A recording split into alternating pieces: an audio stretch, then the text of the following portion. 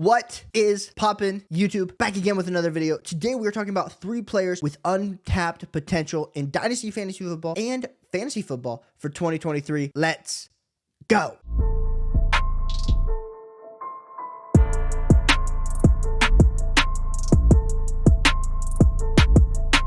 The first player we're going to talk about is James Cook. Now, James Cook is the little brother to Dalvin Cook, so we potentially see the roadmap, the player that James Cook could become. Now, I do not think little brother is as talented as big brother, but if we look at the metrics, I know he didn't put up the most amazing fantasy football points or stats in his rookie season, but if we look at what he did last season, there's a lot to look at and see the potential that James Cook has. So he only averaged 6.3 fantasy points per game, which isn't great in the 17 games that he played. In the 17 games that he played, he only had 91 rushing attempts, so that's not great. We would have loved to see a rookie running back like James Cook getting the 180 to 200 touches, but he did average 5.8 yards per carry, and he did have 21 receptions. If we scroll down on player profiler to the advanced metrics, there's a lot that we can glean from this. James Cook was the RB17 on a fantasy points per opportunity with 0.87. If we look at his true efficiency, he was RB2 on true yards per carry with 5.3 true yards per carry. He averaged 5.8 yards per carry, but 5.3 was the true yards. Yards per touch, 6.3, put him as the RB3. Juke rate, 27.7%, put him as the RB21. Evaded tackles, 31, put him as the RB45. Breakaway run rate, and this is where I think we're really excited for James Cook, 12.1%, put him as the RB1. The thing about all of this metrics, if you looked at game script, the Buffalo Bills were up a lot of the time. So for James Cook, he was getting a lot of those late touches late in games, and the Buffalo Bills had the 3rd best game script in the NFL. So if we extrapolate all that data and say, how can we look at this in perspective to James Cook for this year? I think it's all wheels are up. Now, I know Devin Singletary left, and everyone's like, ooh, James Cook. It could have gotten worse for us James Cook truthers. To be honest, they could have drafted Bijan, they could have drafted Jahmyr Gibbs, but they went out and signed Damian Harris. They also got the skeleton of Latavius Murray. So James Cook is the most explosive running back in this offense currently, and I think it's all wheels are up for James Cook. On KTC, James Cook is the RB30 overall player 115. So who are some players in the range that I would prefer James Cook over? I prefer James Cook over Cam Akers, Jonathan Mingo, Kadarius Toney, Mike Williams, Rashard Bateman, like all those type of guys. I think you could potentially flip for James Cook and get James Cook on your roster. Now, I'm not saying I feel great. Do I feel great if James Cook is my RB2 heading into the season? We're feeling a little shaky about that. But if you can get James Cook as your RB3, as a very good depth piece that has the potential to break out and become an elite fantasy option, where next year we're talking about James Cook in the top 20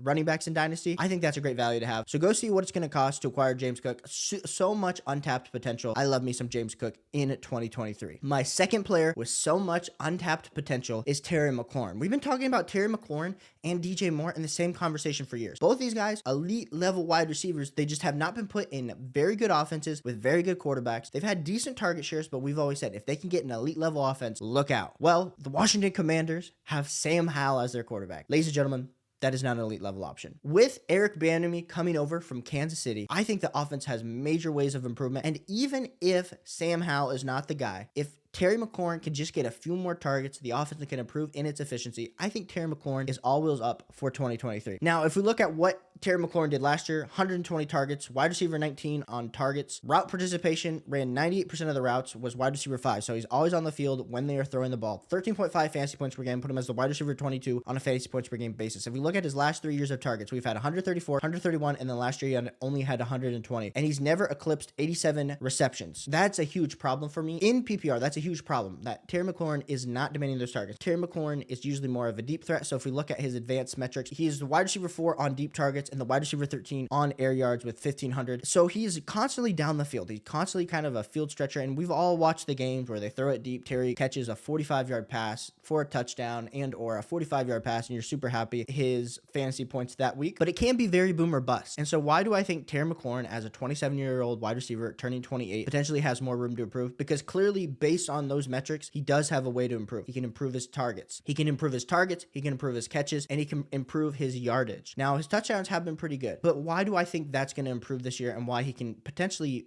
stay around that wide receiver 70 or even get up into the 60s, 50s on KTC. If we look at the Commanders' stats overall last season for offense, the 24th best team in points scored. They were averaging 18.9 points per game, 20th in yards gained in the pass. They were 20th in yards gained in the passing game, so they were a bottom half team in the passing game, and 21st team in yardage. Now, do I think Eric Bieniemy is going to come in and just change everything? Yes and no. I don't think all of a sudden the Commanders, we're talking about them as a top 10 team. I think the Commanders potentially are in the Caleb Williams sweepstakes, ladies and gentlemen. I think they might be trying to tank to get their boy home. Even if the Washington Commanders team stinks like it has the last few years, even if they can improve their passing efficiency just a little bit, that means more targets for Terry McLaurin, and that means more catches, more yards, more air yards. And based on the efficiencies that he's already proven on, especially deep targets, which Sam Howell has the arm to throw it deep, I think Terry McLaurin is all wheels up. Now, who are some players that I would be trying to trade for Terry McLaurin in that same range? I mean, we got guys like George Pickens or Terry McLaurin. I'm taking Terry McLaurin even though there's age. Michael Pittman or Terry McLaurin. One's proven it, one hasn't. I'll go Terry McLaurin. Dalton Kincaid or Terry McLaurin. So we're talking about guys in that 109 to 111 range is where Terry McLaurin's currently priced. He's not young, ladies and gentlemen. He is, you have to have a contending team to have him because he is 27, going to be turning 28. But we've seen these wide receivers. Cooper Kupp didn't break out until the age of 28, even though Cooper Kupp had some very good fantasy football seasons. All it takes is for a quarterback, a situation, an offensive coordinator to change Terry McLaurin's whole perspective, and we could be talking about a breakout. So he does have a ton of untapped potential. I've never been buying into the hype with Terry McLaurin, but I think this year I'm starting to buy back in, especially with the price dip that has happened recently in Dynasty. My third guy with untapped potential is going to be David Montgomery, recent signing to the Detroit Lions, current RB 31 on KTC, overall player 131. David Montgomery has kind of been put into this category, I think, especially after last year, as just like a jag type of guy, but based on his career up to this point. In his sophomore campaign, came up and put out 17.7 fantasy points per game, RB6. The year after that, 15.1 fantasy points per game, RB12. And then last year took a little bit of a dip, RB27 with only 11.1 fantasy points per game, 6 touchdowns,